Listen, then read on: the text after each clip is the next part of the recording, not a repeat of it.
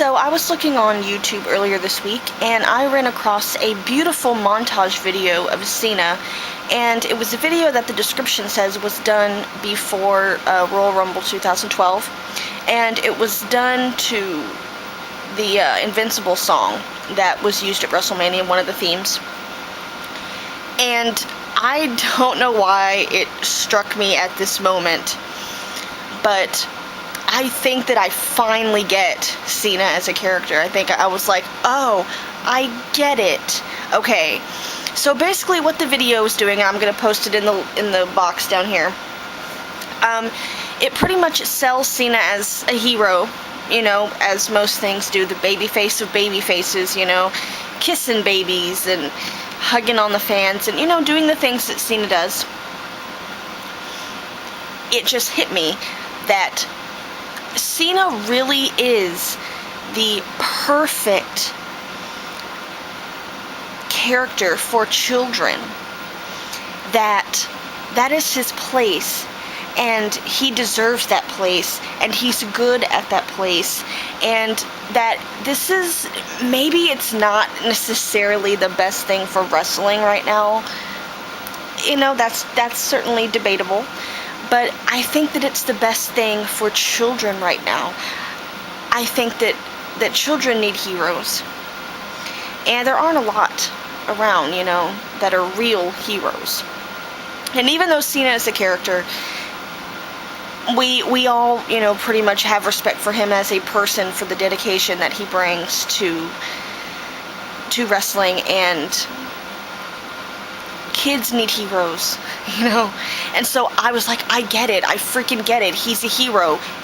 The reason that they are portraying him as a Superman kind of character, a lot of wrestling fans kind of say this in a snarky way or kind of making fun of him, but they're portraying him that way because that's how they want him to be seen. And even more importantly, it's already how children see him.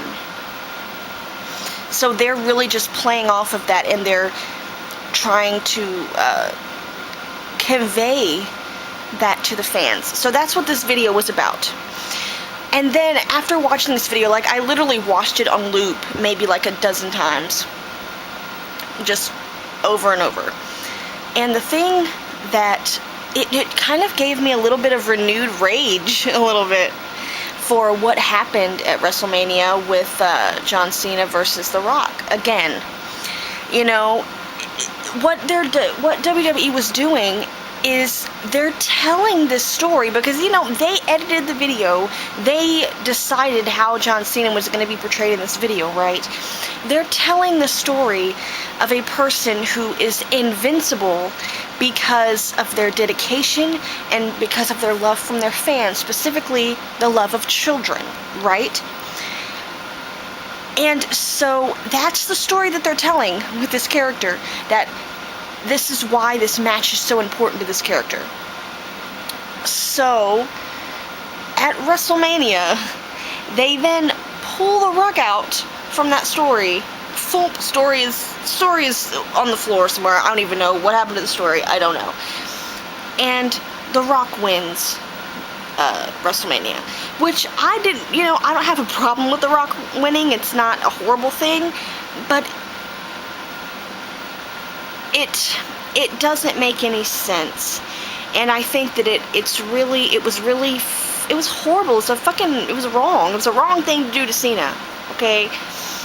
If you have spent so much time building this character who is Superman, you know, Superman is not going to lose against an arrogant, bloated ass bag.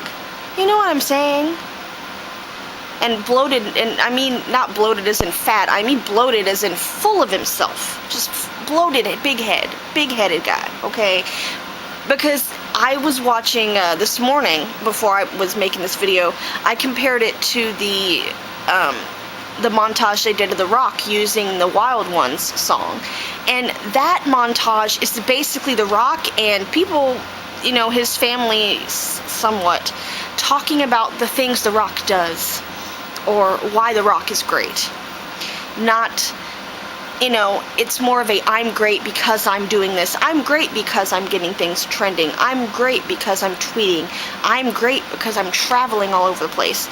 As opposed to Cena, where it's I'm great because of my fans, because I am dedicated to my fans, you know, that kind of thing, which is not actually unlike The Rock with, you know, the People's Champ.